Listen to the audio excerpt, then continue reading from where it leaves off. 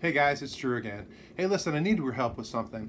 I discovered something in my collection that I had never noticed before, and it happened after I had made a previous video about my postmarked envelope that was postmarked in Cooperstown in 1939 at the opening day of the Hall of Fame.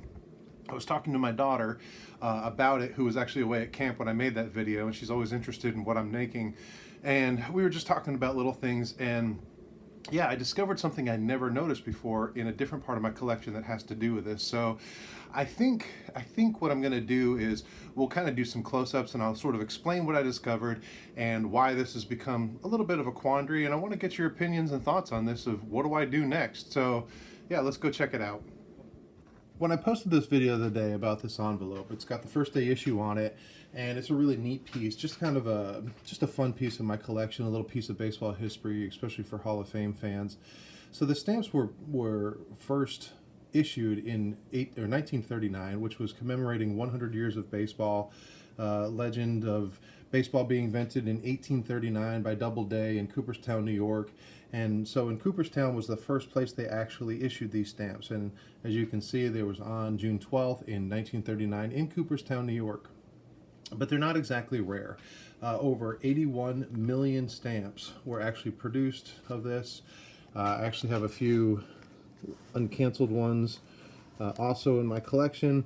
They're just kind of a fun little neat piece. You can find them all over the place. You can find them on eBay, and they're not very rare, but they're a lot of fun. So what they did was, because this is such a big event, the opening of Cooperstown, the opening of the Hall of Fame, it was a huge event, and nationwide had their eyes on this little town in New York looking for this. And what they had done was they brought in extra people, they brought in extra machines to be able to take on the massive load of stamping first day issue on all of these envelopes, postcards and letters and different things.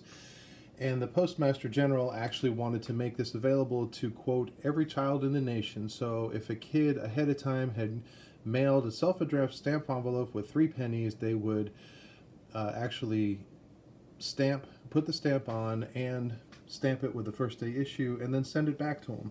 And as a result, 398,000 different first day issues in Cooperstown, New York that day were stamped, which is just an incredible amount for this tiny little town. But this was a huge event, a huge event. And the reason I'm talking about this more involved is because, again, I have the one that I showed in my video, and I do have the stamps that are individual, but I also have another letter. And this is the letter of the subject of this video. Now this one is a little different. It's just a regular envelope. You can see it's got 4 stamps instead of 1. And when I was talking to my daughter the other day, she saw this. I just showed her this one. It's not as decorative. It's just got an address, and the same thing. It doesn't have the stamp, the photograph on it like the other one does, and it's just kind of an envelope. But she asked me, she said, why would there be 4 stamps instead of 1? And I said, well, if they mailed something heavier, you would need more postage. Or it was just to have 4 of them, for 3 cents a piece. That wasn't a ton of money, especially, as a inexpensive collectible. So the thing about this is, when I pulled it out, it was in a case just like this other one was. But I started looking at it and looking at it closer, and what I realized for the first time, even though I've had this in my collection for a number of years, is not just the front of it, but the back. This was actually never opened. It's still sealed, as you can see. You can see a little bit of a lift on this side. That was actually my reaction, to just open it up right away, and then I thought better of it, so I stopped. But that's why it's bent up a little bit. But this envelope is still sealed, and there is definitely something inside of it. It's thicker. It's a thicker stock of what it is. It feels like a postcard, or it feels like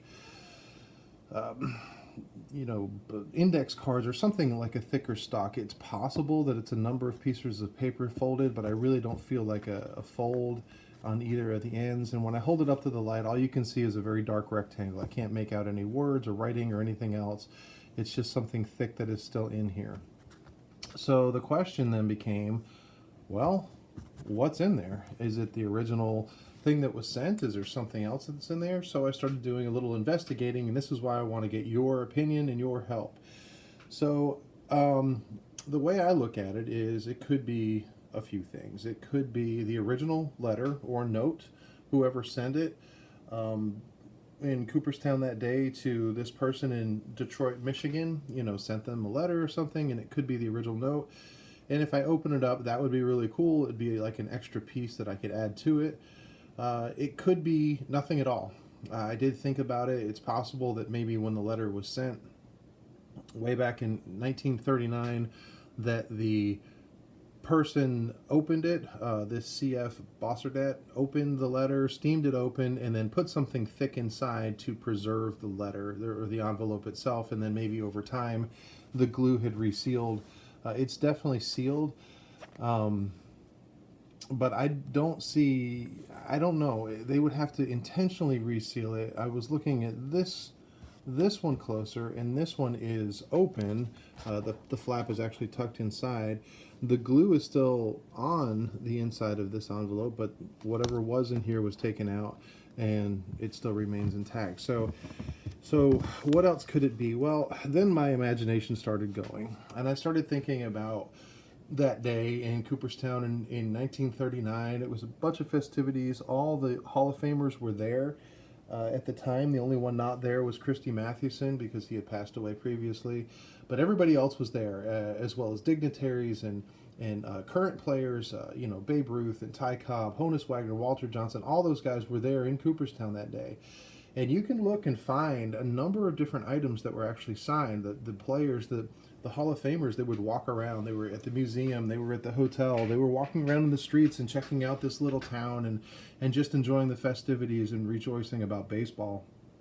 And a lot of people got different things autographed, and you can find them. I saw something that was signed by Mel Ott, where he actually had taken a letter and he had one, and he had put his return address up here and signed Mel Ott, so it's his signature on it, and he had sent it to a friend. I saw something with the Wagner brothers where they had both signed the outside of an envelope. And I saw up in Cooperstown, actually, I saw a envelope that was signed by all the living Hall of Famers that were there that day. So they're not uncommon to find autographs, and I thought, oh, wouldn't it be great if somehow maybe that's what's in here? So I started doing a little investigation just to see, because if it is truly an autograph of a Hall of Famer from the original 1939 class or somebody else that was there, it could be quite a find. I mean, to me, it's like opening a pack. You find an old pack and it's still sealed. The possibilities that there's something in there. If you found, say, a 1952 Topps high number pack, the chance that there may be a Mickey Mantle in there is pretty slight, but it is there, and that makes this a little bit more exciting. So I thought, what are the odds? So I thought, let's do a little investigating. So I looked up the person who is addressed to CF Bossardet, and I found some information about him. He born, raised, lived, and died in Detroit, Michigan. He was born in 1890, and he lived until 1940. He passed away at 49 years old in 1940, so just a year after this was sent to him. And he was in real estate. He was in the 20s, at least. I found an article where he was mentioned as the vice president of a realtor company, a rather large one, and looking at the address, this was a place, Grand River Avenue, was actually a place in Detroit that had a little bit of affluence back at the time. And I thought, well, that kind of makes sense. I mean, someone's sending it to him. And so then I started thinking about Detroit, Michigan. And of course, as you know, the great Cobb played the majority of his career and the height of his career all for the Tigers in Detroit. And Cobb was born in 1886, and this person was born in 1890, so only a 4-year difference, which means as Cobb came up originally as a teenager and then hit his superstardom in his late teens and early 20s, that's when the CF Bossardet would have been there. He would have been there as a kid growing up, going to school, and then to college, and then starting a career and a family. And it's possible that he was a huge baseball fan. I mean, if somebody took the time to mail a letter, not just mail a letter, but put the 4 stamps on, but also written the return address, not just scribbling it out on a postcard or something. Maybe it's possible he was a baseball fan, and with a bit of affluence in his career, maybe it's possible, he was a huge Cobb fan. So it really started to make me curious. Is it possible? I mean, is it really, really possible that there is a Ty Cobb autograph inside this envelope? And the thought of that was pretty big.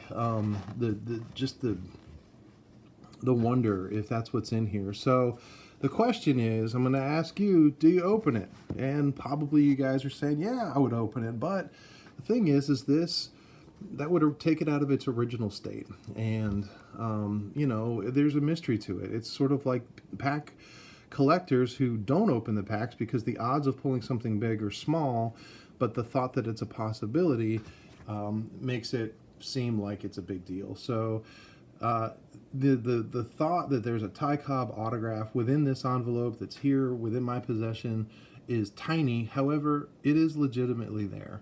And that's what I want to know. And then the second question is let's just assume I do open it. It's how do I open it? Well, I would love to preserve the envelope because that's why I have it in my collection to start with. The 4 stamps, they're perfectly affixed, the nice stamp on it. The red, white, and blue around the outside edge of the envelope makes it fun. I don't want to destroy it. So my first thought was I could steam it open. When I was a kid, I would do that occasionally just to do it. But the issue is with 80-year-old glue, if it takes off that easily to steam, what I worry about is that it could also take off the same glue that's holding the stamps on the front. I don't want to lose those stamps. So I could cut it open, but if I cut it, you know, I could use a razor, a knife, scissors, or something like that to slice it open. I don't believe I would just rip it open with my fingers. But what would you do if you're sitting in my seat right now and you had this thing? Would you just open it? Would you leave it intact? Would you solve the mystery and know, or is the mystery the part of the fun of having it and not knowing what's in there, and just it creates that story piece? Because again, the odds of it pulling out something like an autograph back in the day is pretty slight. However, it is there. But once I open it up and find out it's not there, if that's the case, then the mystery's over, and then I just have the story. Anyway, let me know what you think. I really want to get opinions on this thing, and we can kind of go from there. So that's my story, and there's my envelope, and I just want to get your thoughts on it. So let me know below. Would you open it? If so, how would you open it? And then, you know, if I open it, obviously I'm going to film it, and if I film it, I'll let it share you guys, and there'll be a part 2 on this, one way or the other, just depending on what I decide to do. But until that time comes, I appreciate the time. It's a little bit longer than the videos I usually make, but I appreciate you doing this with me, coming along on this little weird journey. And until next time, guys, well, you be good.